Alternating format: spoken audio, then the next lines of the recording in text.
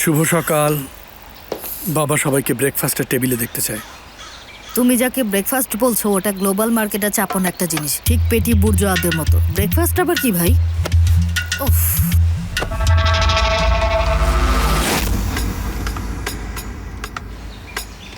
ও কি মাত্র গ্লোবাল বললো? হ্যাঁ, খবরদার কখনো ওর পাল্লায় পড়ো না। ও তোমার আপার মডেল, জুলফিকার 2025 প্রো ম্যাক্স। আরে তোমরা সব কি বলছো? কিছু না, চলো চলো তাড়াতাড়ি। আমি শিওর ও গ্লোবাল বলেছে। আরে চলো। সব পাগলদের মেলা, সব পাগল একসাথে।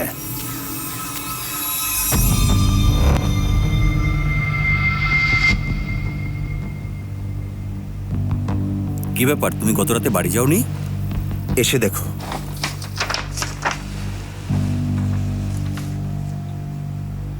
এই সাক্ষ্যটা দেখো। হ্যাঁ, এখন এটা দেখো। এখানে তো ফেহমি গুরদার লেখা আছে। হ্যাঁ, কিন্তু আয়েশার ভাইয়ের রিপোর্টে দেওয়া সাক্ষ্যটা সম্পূর্ণ ভিন্ন। কি বলছো? লোকটাকে খুঁজে বের করতে হবে। হয়তো এটা ছোট কোনো একটা ভুল। আমার কিন্তু তা মনে হয় না।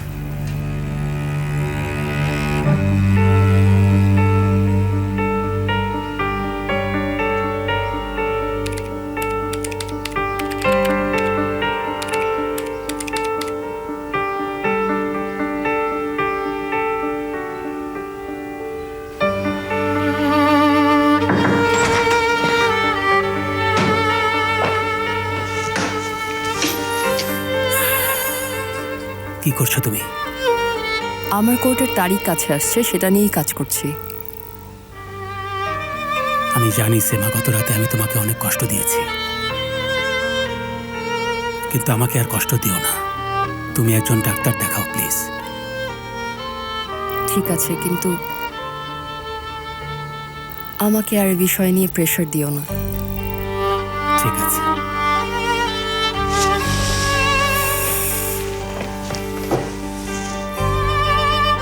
আমি সারা রাত দোয়া করেছি যেন তোমার জায়গায় আমি অসুস্থ হই। সেফার, প্লিজ এটাকে অসুস্থতা বলো না। আমি সব কিছুর কথা বলছি সেমা। আল্লাহ যেন এখন থেকে তোমার সব কষ্ট আমাকে দিয়ে দেয়, এটাই চাই।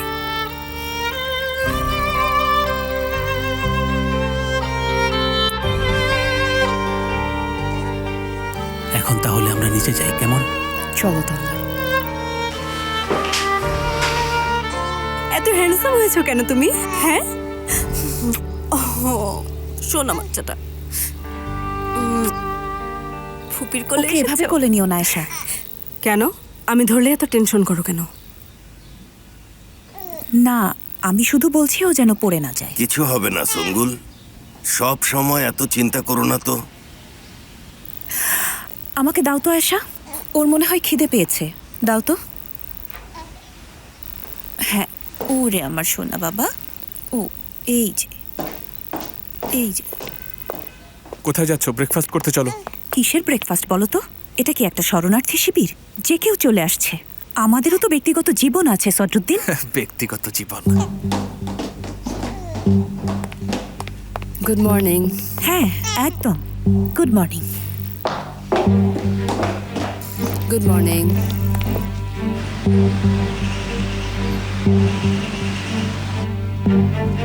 তারপর কখন থেকে বলো তো?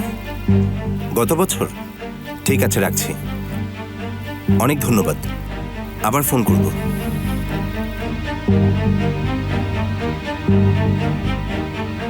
ব্যাপারটা মনে হচ্ছে খুবই সিরিয়াস।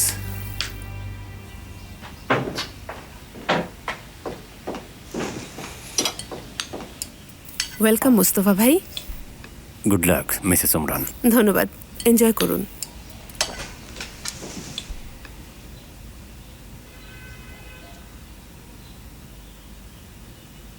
সিনান কেমন আছে? ভালো, ধন্যবাদ। ও আরো ভালো হবে।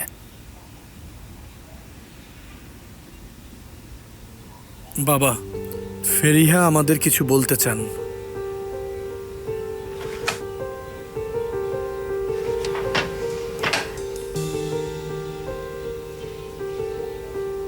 এভাবে আমার দিকে তাকাবেন না, আমার অস্বস্তি হয়। তুমি আমাদের বিশ্বাস করতে পারো। না, আমি কাউকে বিশ্বাস করি না। তুমি বাহারি বাবাকে বিশ্বাস করতে পারো। তুমি আদিল তোপালের পেছনে কেন লাগছো? আসলে ও আমার পেছনে লেগেছে, কিন্তু কেন? কারণ আমি শীঘ্রই জানতে পারবো ও আসলে কে।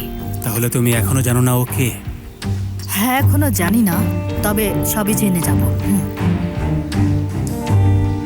আদিল 40 বছর আগে বাবাকে মেরেছিল। আমি প্রথমে তাকে খুঁজে পেয়েছিলাম, এরপর কোনো একটা কারণে তাকে আবার হারিয়ে ফেলি, আর তাকে খুঁজে পাইনি। 1977 সালের পর আর কোনো সরকারি রেকর্ড নেই। মনে হয় ও কখনো বেঁচেই ছিল না। হয়তো আসলেই নেই। একজন মৃত মানুষ কেন হঠাৎ করে ব্যাংক কিনতে চাইবে? ও অনেক বছর ধরে এর প্রস্তুতি নিচ্ছে। ছায়ার মতো এই আছে এই নেই।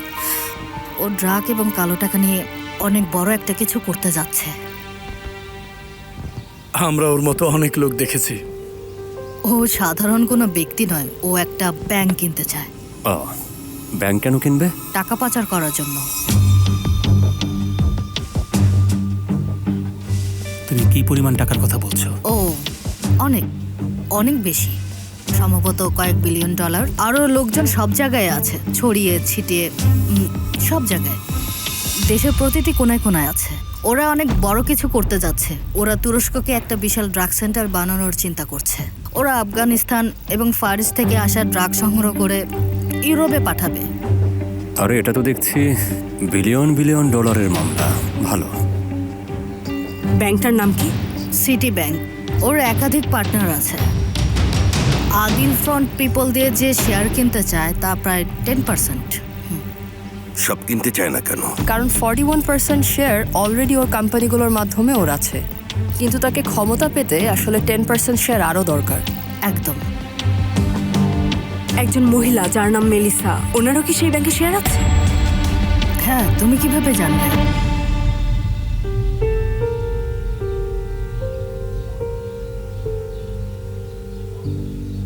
আসলে আঙ্কেলের কাছ থেকে পেয়েছে এবং একমাত্র উত্তরাধিকারী। উনি খুব ভদ্র মহিলা, ওরা সহজেই আসলে ওনার কাছ থেকে শেয়ার নিতে পারে। একটা ব্যাংকের শেয়ার এত সহজ না, শুধু একটা সাইন দিয়ে এটা সম্ভব না। এখানে অর্থ মন্ত্রণালয় এবং অডিট কমিশন আছে। এসব করা ওর কাছে আসলে কোনো ব্যাপার না। আদিল তোপালি কি এ সবকিছুর জন্য দায়ী? ও সবকিছুর জন্যই দায়ী। মিসেস মেলিসা, হ্যাঁ, আপনার সাথে আমার জরুরি কথা আছে। আজ আমি খুব ব্যস্ত আছি।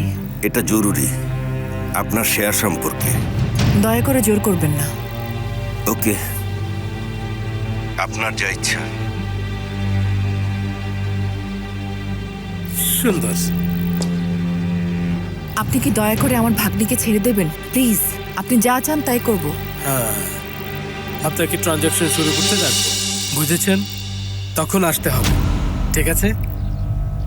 আমরা বাকি শেয়ারগুলোর ট্রান্সফার সামলাবো, বুঝতে পেরেছেন? ঠিক আছে, নিন। হ্যাঁ হ্যাঁ, তাকে ছেড়ে দাও। হ্যাঁ, সাইন করুন তাড়াতাড়ি তাড়াতাড়ি।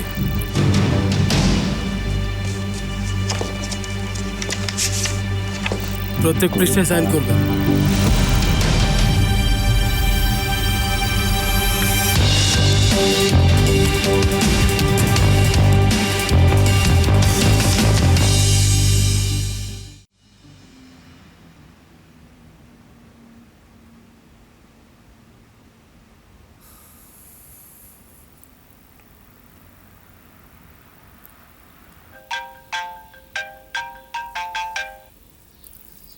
হ্যাঁ বেবি, বলো।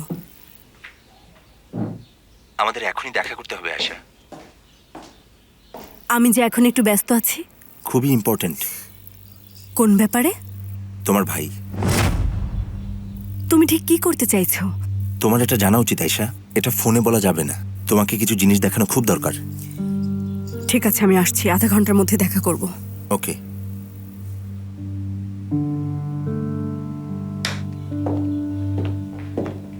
আমি একটু বের হব। আমারও যাওয়া উচিত। ওরা যদি জানতে পারে আমি এখানেই বেশি থাকি তাহলে ভালো হবে না। জুলফিকার ট্যাক্সি ডেকে দাও না। আমি ডাকছি। ভাইয়া আমি ফেরিহা, তুমি এখানেই থাকো, যদি দরকার হয়। না, যাওয়া উচিত। না, থাকো, তোমার সাথে কিছু কথা বলবো। একটু শোনো। একটু শোনো। এক মিনিট।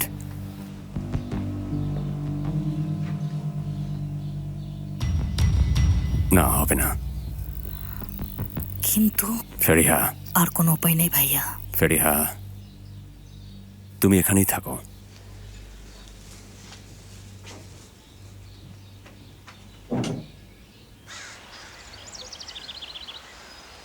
সেমা, ট্যাক্সি কি একটাই পেলে? আমি ভেবেছিলাম তোমরা একসাথে যাবে।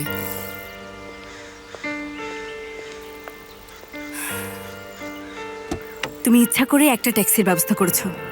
আমি কিছু করিনি। বিশ্বাস করো, এখানে আসলে আমার কোনো হাত নেই। আচ্ছা, বলছো যে দুই বিপরীত মেরু একে অপরকে আকর্ষণ করে? এটা শুধুমাত্র শুরুতেই হয়, যাই হোক তুমি বুঝবে না।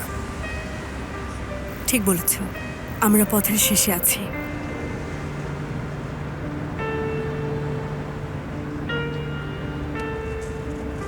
ভেবেছিলাম গত রাতে তোমার কিছু হবে।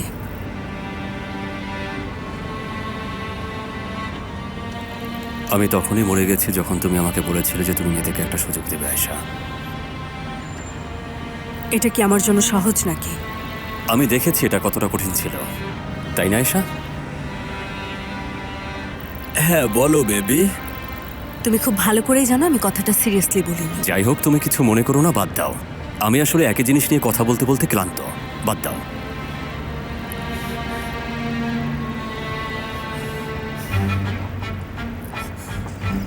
মোস্তফা, তোমার একটা ছেলে আছে। আমি যদি তোমার জায়গায় থাকতাম শুধু তার কথাই ভাবতাম। একজন মানুষ কিন্তু সারা জীবন শুধু শ্বাস নিয়ে বাঁচতে পারে না আয়শা, তাকে কিন্তু মাঝে মাঝে টিভিও দেখতে হয়। এটার মানে কি? যেটা বুঝেছো সেটাই। প্লিজ একটু ডান দিকে থামান না। অবশ্যই madam.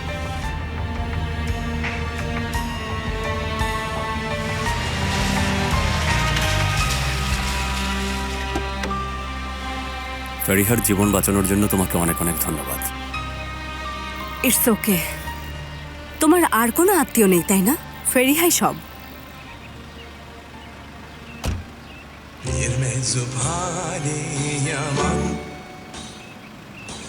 İçmemiş kalmış harman, deliye dönmüş ondan. Dönme ey meczup bu yana. Hello, Mostafa, তুমি কেন বাড়ি আসছো না? আমরা তোমাকে নিয়ে চিন্তিত। তুমি কখন আসবে? রেবেকা, আমি খুবই দুঃখিত। আমি আসলে একটু ব্যস্ত। তুমি বাড়ি আসবে না? হ্যাঁ, আসবো, কিন্তু আজকে রাতে আমি আমার বাসা থেকে কিছু জিনিস নিয়ে চলে আসবো। সত্যি আসবে? হ্যাঁ, সত্যি। আমি তোমাকে পরে ফোন করব। ঠিক আছে। তোমার বাবা আসছে সিনান। Hurray!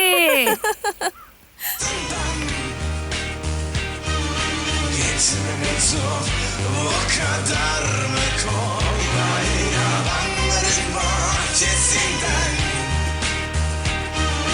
geçmez o seni sen yapan.